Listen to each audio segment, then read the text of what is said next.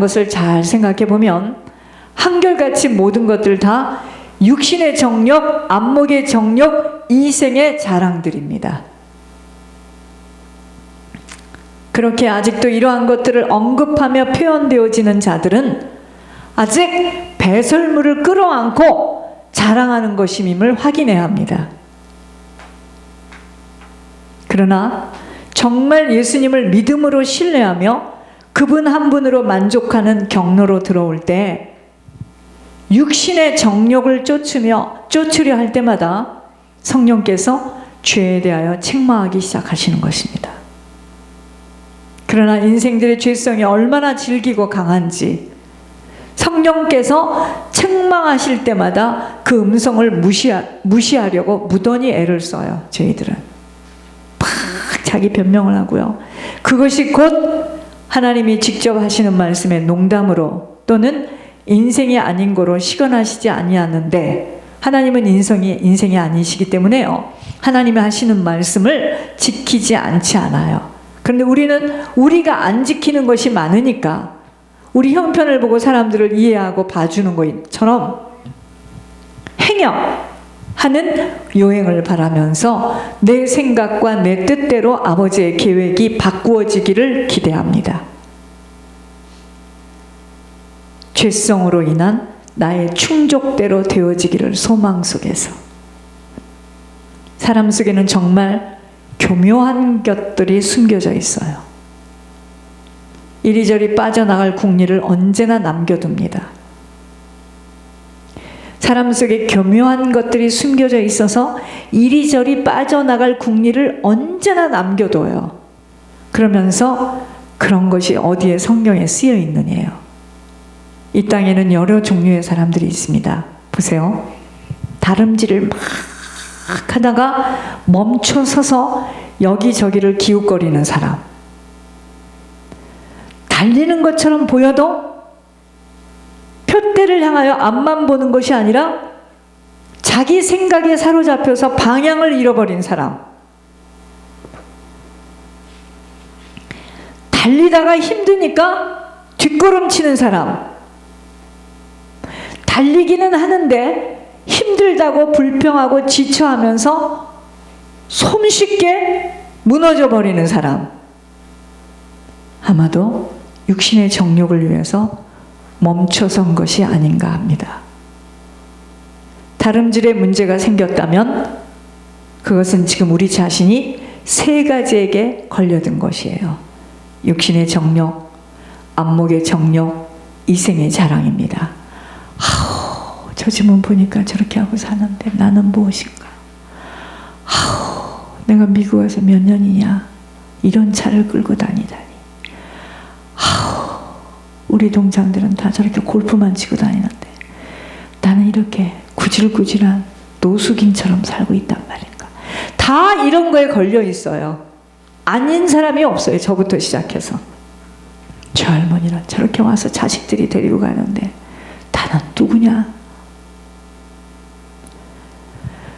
사람에게는요, 육신의 정욕, 안목의 정욕, 이생의 자랑, 이 세 가지가 너무나도 자연스럽게 기본으로 자리 잡고 있습니다. 아닌 사람이 없어요.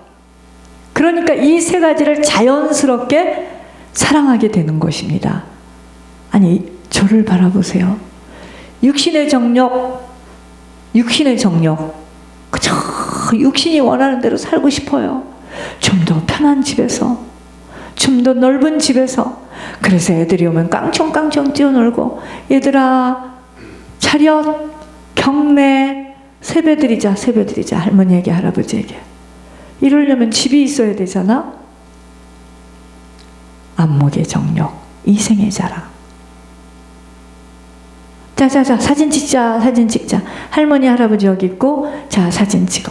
다 걸어놔. 이 집에는 할머니가 있고 할아버지가 있고.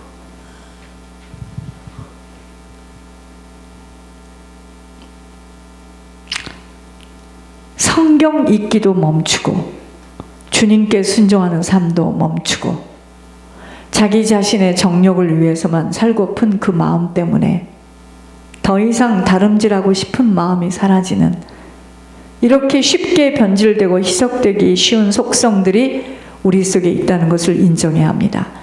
아무리 그렇게 올려봐도 별로 새로운 일이 없더구만 보니까. 올렸던 사람은 계속 힘들다고 하고 밥도 잘 못 먹던데 교회도 별로 풀리는 것도 없고 그렇게 하는 거 아니야. 정도껏 해야지. 이러면서 멈춰버려요. 그래서 두렵고 떨림으로 주님 앞에 서지 못하면 한순간 하나님으로부터 멀리 떠나가기 쉬운 것이 사람이에요. 그런 사람들의 한결같은 고백, 나도 옛날에 이렇게 뜨겁게 믿었던 적이 있었어.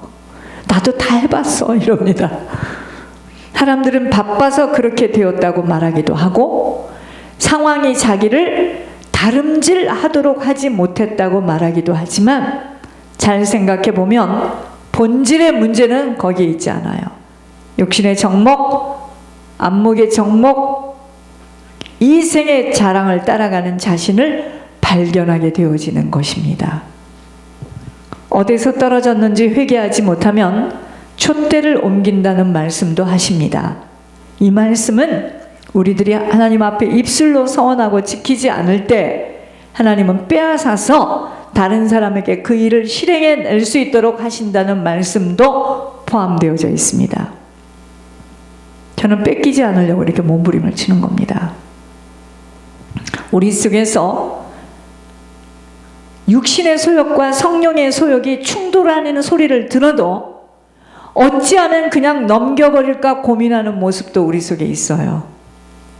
내가 할 수가 없잖아. 내가 마음은 원이지만 성령은 막 탄식하고 있는데요. 사람은 스스로 자신을 끔찍히 사랑하는 본능이 있습니다. 우리를 얼마나 사랑하는지 아세요? 주님 앞에 헌신한다고 하지만 그 헌신도 자신을 사랑해야 할 시간이 찾아오면 헌신짝처럼 언제나 던져버릴 모양새예요. 누구만 그런 게 아니에요. 우리가 다 그게 있습니다. 아담이 하나님과의 약속을 헌신짝보다 못하게 멸시하고 던져버리고 그 약속을 파기했던 모습이 우리 속에 있어요. 우리 속에 있습니다. 아무리 떵떵거리며 믿음이 있는 것처럼 자랑하여도 자신의 정욕을 위해서 살고픈 욕망이 불같이 일어나면 약속을 했다는 자체도 자기가 시끄럽게 떠들며 자랑했던 믿음의 소원도 생각나지 않는 것이 인생이에요. 어쩌란 말이야 지금. 내가 있어야지 하지. 이러고 나옵니다. 그래서 믿음은 끝까지 가야 참 믿음입니다. 아직 지금 저 사람이 믿음이 있다 없다 말할 수 없어요. 끝까지 가야 참 믿음입니다. 믿음은 순종하는 자리까지 가는 것이 믿음이에요. 믿음은 말이 아니라 행동입니다. 그래서 행함이 없는 믿음은 가짜 믿음으로 아무리 입술로 고백하는 것들에 하나님은 인정하시지 않습니다. 믿음은 자기에게 유익하다고 생각되는 것까지 내가 나에게 유익하다고 생각하는 것, 그것까지도 배설물로 여겨야 믿음인 것이에요. 아브라함 보세요. 줄 때는 언제고 이삭을 내놓으라 할 때 버리겠다고 같이 동승하며 모리아 산을 올라갑니다. 그게 믿음이지. 자기 자신이 아무리 배설물같이 여긴다고 소리치고 침을 튀겨도 이웃이 볼 때 내가 이 배설물 버릴 거야 아무리 이야기를 해도 이웃이 볼 때 저 사람은 정말 자기에게 유익하게 여기는 것을 배설물로 여기는가로 이웃이 보여지지 못한다면 그것은 본인 자신이 나는요 나에게 이렇게 중요한 것을 버립니다. 버리지요. 못 버려요 지금. 그냥 착각일 뿐 믿음을 가진 것이 못 돼요. 믿음은요 그냥 그런 사람은 본인의 소망일 뿐이에요. 내가 자식을 의지합니까? 난 자식 의지하지 않습니다. 근데 그 사람은 꼭 문제만 생기면 그 자식한테 기대해. 그 사람 하나님은 그 자식이에요. 예수를 믿는다 말해도, 배설물을 이야기해도 사람들이 포기하지 못하는 게 있어요. 그것이 바로 돈이에요. 돈! 그래서 바로 돈의 문제가 해결되지 않는 한 아무리 배설물의 노래를 불러대도 신앙이 쑥쑥 자라기는 어려워요. 돈입니다. 다름질하는 사람은 돈의 문제가 해결된 사람입니다. 다름질을 지속해서 할 수 있는 사람은 돈의 문제가 해결된 사람이에요. 부자 청년처럼 내 소유를 다 팔아 가난한 사람에게 나눠줘라 하는 예수님의 말씀에 슬퍼하고 근심한다면 본질적으로 예수님을 모르는 사람이에요. 그런데 이 땅에는 얼마나 많은 사람들이요, 부자 청년처럼 슬퍼하고 근심하는 사람들로 차고 넘치는 줄 모릅니다.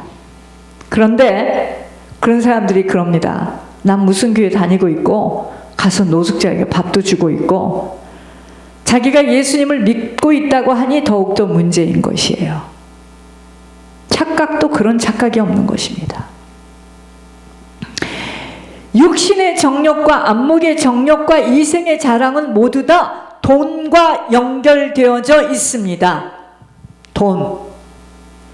그래서 돈을 사랑함이 일만 악의 뿌리가 되는 것입니다. 모든 악의 뿌리가 돈으로부터 시작된다는 말씀이에요. 돈만 있으면 하나님처럼 될 것 같고, 돈 있어 보세요. 내가 우리 가정에서 봤다니까. 위도 없고 아래도 없어요. 자기가 왕이야. 자기가 모든 걸 다 지시하고요. 여러분들 가정에서 안 그래요?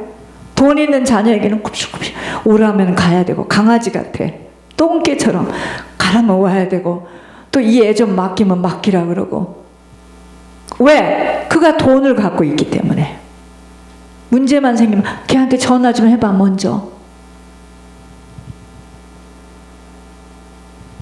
돈이 있으니까. 오늘 하나님이 주시는 말씀이에요. 깊게 들어야 합니다. 모든 악의 뿌리가 돈으로부터 시작된다는 말씀입니다. 돈만 있으면 하나님처럼 될 것 같고, 돈만 있으면 뭐든지 자기가 원하는 것을 할 수 있을 것 같다고 생각합니다. 그래서 돈의 노래를 날마다 부르면서 자기가 사망으로 달려가고 있다는 것조차 깨닫지 못하는 것이 미련한 인생인 것입니다. 왜? 그는 지금 두려워할 대상을 모르는 거예요. 왜? 예수님 믿지 않기 때문에. 왜? 그는 돈을 믿고 있기 때문에. 여러분, 정말 예수님 믿으면은요, 두려워할 대상이 있습니다. 그분이 하나님이세요. 항상 두 가지의 갈림길에서의 싸움이 우리는 믿는 순간부터 생기게 되는 것입니다. 세상을 두려워할 것인가, 하나님을 두려워할 것인가입니다. 하나님 두려워하지 않게 되면 자연적으로 세상을 쫓아 살게 되어지는 것입니다. 그러면서 하는 말, 어쩔 수 없어요, 이럽니다. 두 길이 항상 우리들 앞에 놓여 있기에 중간길은 없어요. 하나님은 인생이 아니신 거로 거짓말을 하실 수 없으며, 반드시 죄와 함께 일하실 수 없어 뿌린 대로 거두게 하시는 공의의 법칙 속에서 일하십니다. 그러므로 힘쓰고 애쓰고 안달을 부리어서 하나님이 들어주실 수 없는 비밀이 있었던 것을 사단은 덮어두고 무조건 하나님을 좋으신 분으로만 가려놓아서 수없는 자들을 소경으로 귀머거리로 만들어 놓은 것입니다. 육신의 정욕을 쫓아가는 사람들은 하나님을 두려워하지 않아요. 하나님이 하신 말씀을 하나님으로 믿어지지 않는다라는 핑계로 덮어버려요. 무슨 교회가 그래. 자기 형편에 맞게 해야지. 재정도 어려우면서. 우리들 속에는요, 하나님을 두려워하지 않는 질긴 죄성이 있음을 인정해야 합니다. 아담과 이브처럼 자기의 소욕을 위해서 하나님을 두려워하지 않기로 하는 것입니다. 그렇게 되면 하나님과의 언약을 파기하게 되어 있습니다. 아담처럼. 내 소산물에 처음 것을 가지고 나오라고 했습니다. 에휴, 그렇게 많은 것을 어떻게 가지고 나와? 망하겠다. 두 달, 세 달 되면. 하나님 말을 농담으로 들어요.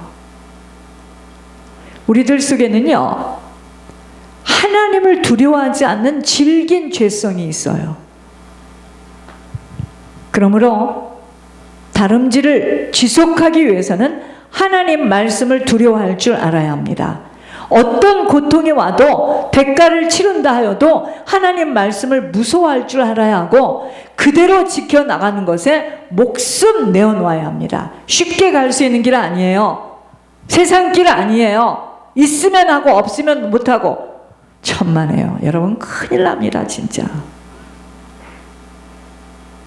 그렇지 않으면 세상에 속한 사람의 비율을 맞추기 위해서 하나님의 말씀을 무시하는 결과를 얻습니다. 여러분 진짜 몸된 교회를 위해서 헌신하고 예물로 그 사명 감당하게 되면요 핍박 옵니다. 어느 때는 쥐어받기도 하고요, 발길질도 채워지고요, 왕따도 당하고요, 육신적으로 손해도 와요. 착각하지 마시옵소서. 그게 과정이에요. 그러나 그거를 통과하고 나갈 때 시온의 대로가 열리는 거예요. 어머, 이게 웬일이야? 그렇게 무섭게 했는데 어머 이거 큰일 났다, 이거 큰일 났다. 근데 이렇게 하다가는 내가 노후에 거지꼴로 살겠구나. 사람들이 옵니다. 속는 거예요. 하나님의 테스트에 팍 떨어지는 겁니다. 아무에게나 주지 않아요. 맡기지 않습니다. 세상에 속한 사람의 비율을 맞추기 위해서 하나님의 말씀을 무시하는 결과를 얻지 않으려면 목숨 내놔야 합니다. 그런 모습은 다름질하는 모습이 아니에요. 다름질이 멈춰진 패자의 모습입니다. 여러분, 다름질하는 사람들은요, 땅의 것에 눈 돌릴 시간도 마음을 빼앗길 시간도 없는 사람들입니다. 여러분, 다름질하는 사람들이 두리번거리면서 하던가요? 죽을 힘을 다해서 목표를 향하여 땅 하고 달리지 않습니까? 다름질이 제일 급하기 때문이고 그 다름질을 멈출 수 없기 때문입니다. 다름질을 잘하는 사람은 내게는 우리 주 그리스도 예수 그리스도의 십자가 외에 결코 자랑할 것이 없나니 그리스도로 말미암아 그리스도 때문에 세상이 내게 대하여 십자가에 못 박히고 너 그 돈 어디다 썼어? 너 그 돈 여러분, 우리 친족들은 걔한테 돈 주면 큰일 나. 교회에다 다 주니 걔 돈 주지 마. 정서방, 이거 돈 주지 마. 혼자 갖고 있어. 걔한테 주면 다 교회로 간다. 이게요, 세상이 내게 대하여서 십자가에 못 박히고 내가 또한 세상에 대하여 그러하느니라. 이 고백이 나오게 되는 것입니다. 이런 다름질이 지속되어지려면 어떻게 되죠? 먼저 우선이라는 하늘 코드예요. 하늘문을 여는 비밀 번호입니다. 먼저 우선 자신이 이 코드로 자신이 절제되어져야 합니다. 근데 사람들이 이래요. 목사님, 우리 가게 매상이 얼마인지 아세요? 없어. 내려도. 당연히 없지. 다 먹어버렸으니까. 내 육신의 거 다 내고 다 먹어버렸잖아요. 종자실을 다 먹어버렸잖아요. 절제가 아니 되기에 늘 비교하게 되고 자신은 잘해야 한다는 마음으로 초조하고 급하여 욕심을 부리면서 사단에게 끌려가게 되어지는 것입니다. 어떤 사람은요, 하나님과의 약속을 지키기 위해서 여러분 하나님을 섬길 것인가, 내가 세상을 따라갈 것인가, 거기에는 반드시 테스트가 있어요. 테스트.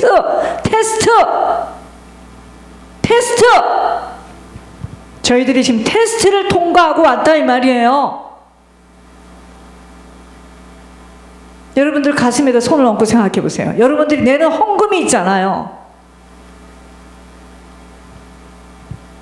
그럼에도 불구하고 너희들이 이 길을, 네가 정말 정목사야 이 길을 가겠느냐. 테스트.